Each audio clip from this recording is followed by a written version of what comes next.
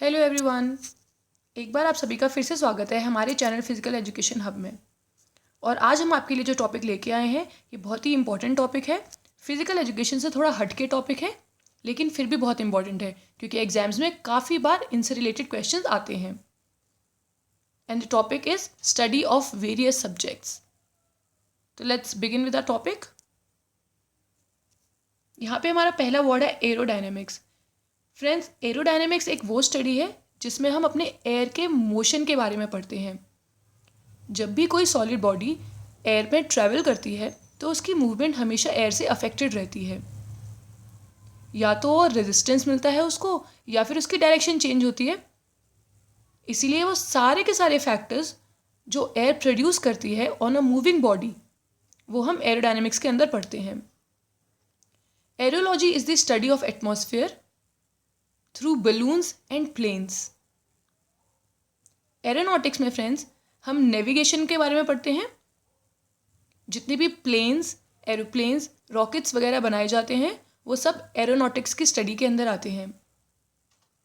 Anatomy is the study of the structure of the body. As we all know कि हमारी body किन किन चीज़ों से मिलकर बनी है वो एनाटमी के अंदर पढ़ते हैं। Auxology is the study of growth. ये फ्रेंड्स काफ़ी इलस्ट्रेटिव फील्ड है क्योंकि हमारी ग्रोथ में बहुत सारे फैक्टर्स रिस्पॉन्सिबल होते हैं। तो हमारी बॉडी कैसे ग्रो करती है वो सब हम ऑक्सोलॉजी में पढ़ते हैं। Angiology is the study of blood vessels and lymphatic systems. Friends, हमारे ब्लड वेसल्स में या हमारे लिम्फेटिक सिस्टम से रिलेटेड जो भी डिसीजेज होती हैं या जो भी उनकी फंक्शनिंग होती है वो हम एंजियोलॉजी में पढ़ते हैं। जैसा कि आपने एक वर्ड सुना होगा एंजियोप्लास्टी। वो हमारा दिल से रिलेटेड, जब भी हमारे को कार्डियक अरेस्ट होता है उस वक्त ये वर्ड काफ़ी सुना जाता है। तो angio word is related to our heart. Anthropology के अंदर फ्रेंड्स हम various elements of human including cultures, origin, belief and social customs पढ़ते हैं। As you all know human is a social animal. मानव एक सामाजिक जानवर है। तो वो कैसे ग्रो किया पिछली अपनी हिस्ट्री में या पास्ट में, उसके क्या रिलेशंस रहे हैं, क्या उसके कस्टम्स रहे हैं, क्या बिलीव्स रहे हैं, सोसाइटी में बनाए गए उसके रिलेशंस, वो सब हम एंथ्रोपोलॉजी में पढ़ते हैं। Friends, acoustic is the study of science of sound. हम आवाज़ से रिलेटेड सारी की सारी स्टडी अकूस्टिक में पढ़ते हैं। Bacteriology is the study of bacterias. Bibliology is the study of books. And biology, very common word, study of life. The next word here is botany. Botany में फ्रेंड्स हम study of plants पढ़ते हैं। Plants कैसे grow करते हैं, क्या उनका composition होता है, ये सब हम बॉटनी में पढ़ते हैं। फ्रेंड्स, ब्रोमेटोलॉजी में हम फूड और फूड साइंस के बारे में पढ़ते हैं। ये एक न्यू फील्ड है क्योंकि आप सभी जानते हैं फूड और हमारे न्यूट्रिशन को लेके अभी हम सब बहुत कॉन्शियस हो गए हैं। और फूड साइंटिस्ट को हम ब्रोमेटोलॉजिस्ट कहते हैं। कार्डियोलॉजी में is the study of heart because cardio is a word related to our heart. Chemistry is the study of composition, properties and behaviour of matter. हम बचपन से पढ़ते आ रहे हैं केमिस्ट्री क्या है। तो फ्रेंड्स, कोई भी मैटर वो कैसे बना है, क्या उसकी प्रॉपर्टीज़ हैं और वो कैसे काम करता है, चाहे वो लिविंग मैटर है या नॉन लिविंग मैटर है, वो सब केमिस्ट्री के अंदर पढ़ा जाता है। Friends, that's craniology. It's the study of skull. As you all know cranium हमारे स्कल को कहते हैं। तो it's craniology. Craniology,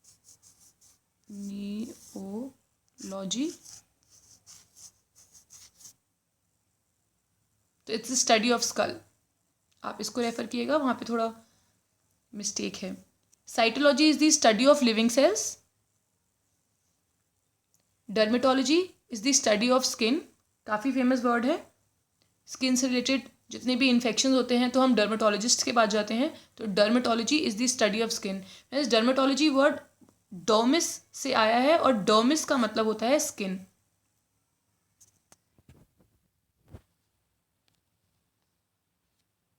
the next word is desmology. Desmology is the study of ligaments. Ligaments वो पार्ट होता है हमारी बॉडी का जो दो बोन्स को जोड़ता है. तो study of ligaments is known as desmology. Ecology is the study of environment. And emmenology is the study of menstruation. Entomology friends study of insects. जैसे कि इसको याद करने का एक तरीका हो सकता है एंट. एंट बहुत ही कॉमन वर्ड है जो हम यूज़ करते हैं चींटी के लिए. एंट, तो आप एंट इज़ एन इंसेक्ट, क्योंकि चींटी एक इंसेक्ट है. तो entomology is the study of insects. Friends enzymology is the study of enzymes. हमारी बॉडी में पाए जाने वाले डिफरेंट एंजाइम्स, उनका क्या काम रहता है और क्या उनकी प्रॉपर्टीज़ होती हैं, ये हम एंजाइमोलॉजी में पढ़ते हैं. Epidemiology is the study of diseases and epidemics. जब भी कोई डिसीज़ एक पर्टिकुलर ग्रुप पे या एक किसी पर्टिकुलर कम्युनिटी में फैलती है तो वो एपिडेमिक बन जाती है. Friends as you all know अभी कोविड-19 एक पेंडेमिक बना हुआ है. तो there is a difference between epidemic and pandemic. तो कोई भी डिसीज़ जब किसी पर्टिकुलर कम्युनिटी में फैलती है तो वो एपिडेमिक बनती है. जैसे कि मलेरिया साउथ अफ्रीका की कुछ कंट्रीज़ में कुछ पार्ट्स में एक एपिडेमिक है, वो वहाँ पे हमेशा रहता है. जैसे कि कोविड-19 जब तक वुहान में था तब तक वो एक एपिडेमिक था, क्योंकि उसने वुहान के पर्टिकुलर कम्युनिटी पे, चाइना की एक पर्टिकुलर कम्युनिटी पे स्प्रेड हो रहा था. लेकिन जैसे ही वो चाइना से बाहर निकलकर इटली या इंडिया या यूएसए कहीं पहुंचा तो वो एक पैंडेमिक बन गया. पैंडेमिक से रिलेशन मतलब होता है फ्रेंड्स कोई भी एक डिसीज़ जब वो किसी कंट्री की बॉर्डर्स को पार करके बाकी कंट्रीज़ में या फिर बाकी कम्युनिटीज़ में फैलती है तो वो पैंडेमिक कहलाती है. Friends ergology is the study of effects of work on humans.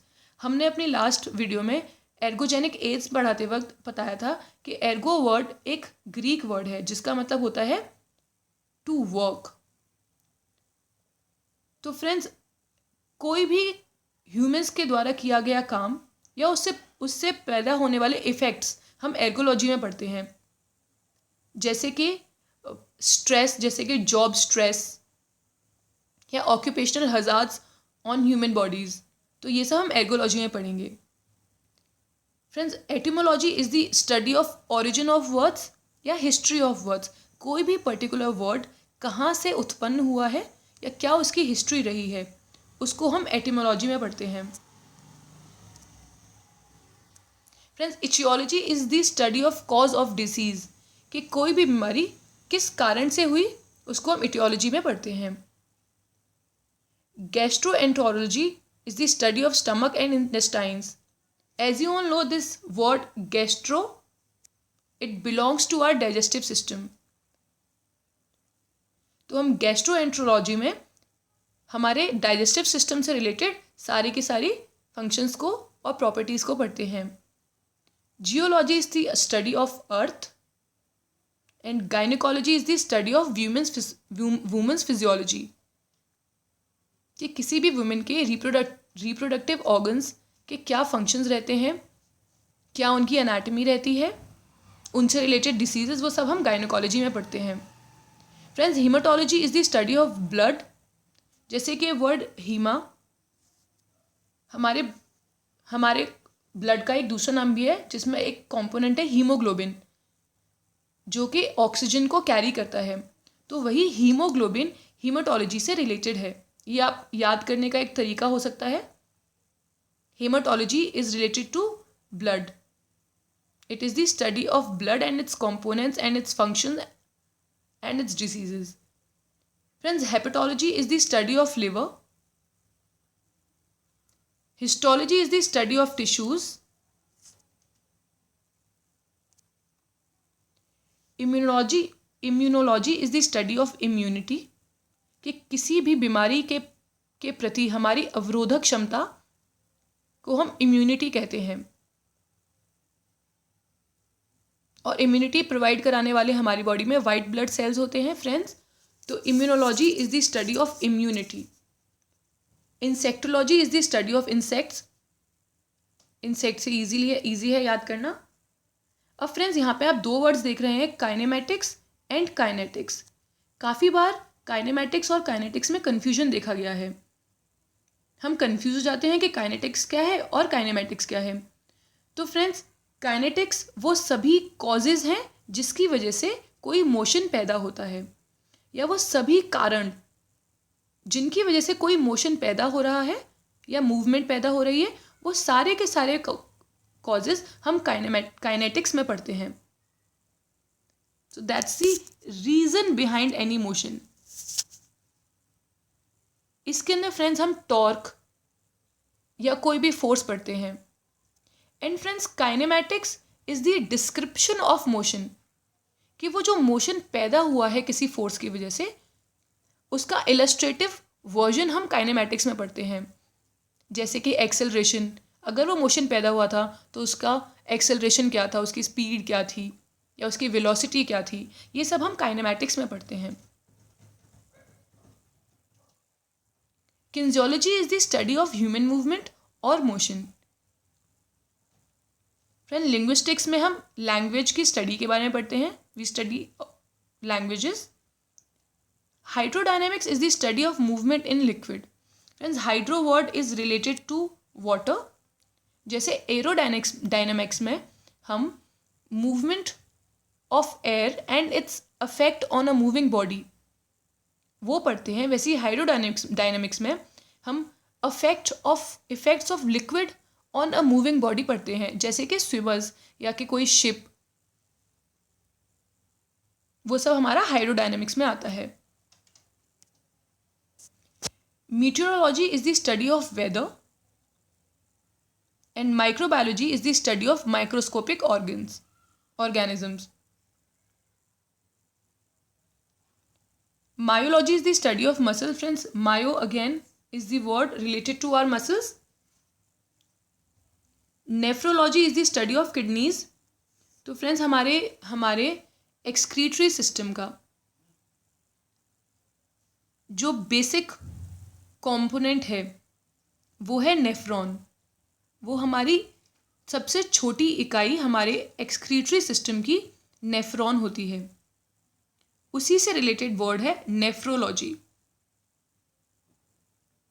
तो हम स्टडी ऑफ किडनी को नेफ्रोलॉजी कहते हैं। Neurobiology is the study of anatomy of nervous system. Friends, जैसे हमारे एक्सक्रीटरी सिस्टम की या हमारी किडनीज की सबसे छोटी इकाई यूनिट नेफ्रॉन है, वैसे ही हमारी नर्वस सिस्टम की सबसे छोटी यूनिट न्यूरॉन्स हैं। तो न्यूरॉन्स कैसे बने हैं उसकी स्टडी को हम न्यूरोबायोलॉजी में पढ़ते हैं। और फिर न्यूरोलॉजी में हमारा नर्वस सिस्टम कैसे काम करता है हम वह न्यूरोलॉजी में पढ़ते हैं। Odontology is the study of teeth and olfactology. Friends, जैसे कि हम हमारी ब्रेन से क्रेनियल नर्व्स में से पहली नर्व ऑल्फैक्टरी नर्व है और उसका काम होता है हमारे को स्मेल से रिलेटेड सेंसेस प्रोवाइड कराना। तो जहाँ पे भी हम ऑल्फैक्टो वर्ड पढ़ते हैं उसका मतलब होता है स्मेल या smelling senses.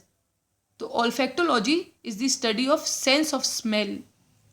Osteology is the study of bones. Friends, osteo word जहाँ पर भी आएगा it is always related to bones, जैसे कि ओस्टियोपोरोसिस या ओस्टियोब्लास्ट। हमारे बोन सेल्स को हम ओस्टियोब्लास्ट भी कहते हैं।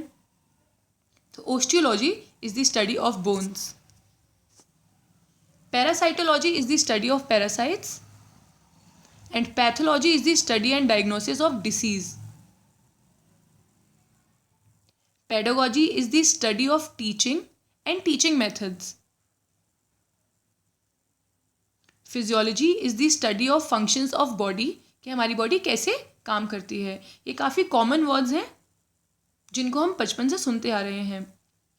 Psychology is the study of behaviour and mental process. Sociology is the study of society. This is the word here स्प्लेंचनोलॉजी।